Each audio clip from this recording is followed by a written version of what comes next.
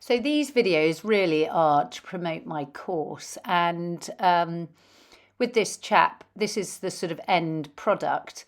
And as you can see, he's very relaxed about going over the ditch. He's actually going away from me, and I haven't had him long, so I haven't sort of taught him masses of cues to do certain things. But you can see from these clips that he is very happy to do both those ditches, and the second one's really quite a horrible ditch. So then we move on to the next bit of video, which is basically what I want to show you, that this hasn't taken masses of time. To start with, I want to establish that the ditch is a good place to go, and he's eating grass there, so he hasn't been out for a bit, and the grass is quite tasty. So when he comes to the ditch, I'm really going for it, and I'm rewarding a lot, although this is very fast, so if I slow it down, it's not manic at all. I'm being quite relaxed over it, and I'm just really rewarding any interest he's showing in the ditch, because I need to, there's grass around. He can actually go home if he wants to go home, but I'm just establishing that this lesson is about the ditch.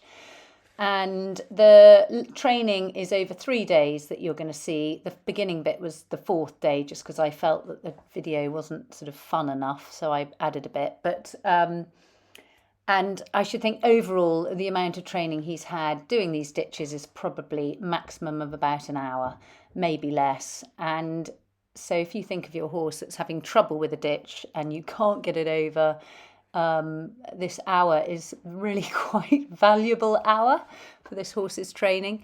Anyway, you can see I've been building up the ditch to be a nice place, and so he just follows me over it and he jumps it.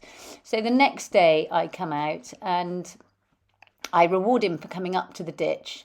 But if you look, and it is in fast time, his head's quite high, he keeps looking around, and I thought he was going to go straight over, so I'm waiting out his behaviours to see if he will step over, but he didn't. He decided to go round, because actually I was making it a bit too difficult. So now I'm making it a bit easier in the fact that my rate of reinforcement has increased, because I want to encourage him to want to go over the ditch. And so that's the reason for that. So the other thing you might think is, what on earth am I doing? Well, what I'm doing is I'm marking the behaviour that I like with a noise, and then I'm following it up with food. Now, if you continue to make a noise and then follow up with food, the horse actually thinks when the noise goes off, it feels the hormones change basically in its body. So the marker, the noise, becomes what makes them feel good, because the food is coming. And so very often you'll think, God, why is she rewarding for this? Or why is she rewarding for that? It looks like his leg's gone backwards. Well, that's because I've marked the behaviour that I like beforehand. As you can see, he's going round. Now, I don't mind that at all, because I just want this to be, it's not like I want you to go over the ditch. This is, what you must do. I want to treat him in a way that, it's not a big deal if he goes round. He's not in trouble. But if he goes over it, then it's super, super fantastic. And I want him to have that option to go round. When he goes round, really what's happening is I'm trying to stretch out the behaviour so he takes the step over the ditch. And he says, actually, the effort of stepping over the ditch is too much and I don't want to, and I'm just going to go round. So then I know that my rate of reinforcement then needs to increase, and I need to be more aware of what I'm rewarding for. So, it's just not an issue for me. And you'll find that as the training goes on, you could see from the beginning, he chose to go over the ditch, even when I wasn't really asking him, because I've spent 4 days training to do the ditch. He's not a trick horse, and I haven't done masses of sort of specific exercises to, look clever. All I've been doing is rewarding him for making an effort to look like he's going to step over the ditch, and then rewarding him for it. I've been yakking on, but in this day, he's actually taken longer. There he's twitching his hind legs because he's got his tail caught in the thorns, in the, thistles. But this day he's taken a bit longer, and there I've pushed him so much. He doesn't want to come. He's gone to eat the grass, and this is all fine. He's going through this series of emotions, and he will eventually decide that actually that ditch isn't too frightening, and he is going to step over it. And I think this whole session takes 22 minutes. So although it looks quite boring and we're sort of going on and on a bit, it is 22 minutes out of this horse's life for him to really and truly build up a feeling of safety going over the ditch. So whoops, he's gone over the ditch and now I'm doing it in real time. So he's had one good step over the ditch where I would have given him a big feed so that he really starts thinking, oh, that ditch was really worth it. And now we're continuing, and there he's just stepped over it, really doesn't seem too worried at all. And I'm coming back, and is he going to go round? So he's going round that time, still not bothered at all. I'm not bothered that he's going round, so don't think, oh gosh, it's terrible, he's going round the ditch. It doesn't matter.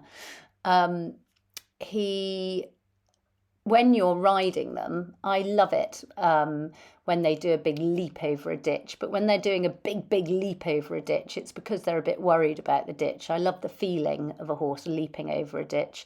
And also, you want your horse not to fall flat on his face through the ditch. So again, that's a nice feeling. But I actually want my horse to think the ditch is not a big deal. Because I want to be able to sort of scuffle through a hedge and find a little ditch and for them to jump it. Be clean about the jump, but actually jump it. So now he's had a jackpot there because he was really beginning to go through in a very relaxed fashion. And here you can see here he's come back. And so, and I think he just goes straight over it again. So I think we sort of slightly cracked that one on this day. And I feel happy, for his behaviour over that. Now, immediately on day 3, I don't even have to walk near him. That is absolutely the first jump that day, and he walks straight over it. This is the first time he comes up to this ditch, which is really quite frightening, and he's happy to jump it that way. And going back, he's gone round it. Still, again, I'm not too worried. He feels more comfortable coming this way, I think. So he's actually thought, oh, I got rewarded for jumping it this way. I'm going to sort of get myself the other side so I can get rewarded again. And here he's just going across with me, and that's great.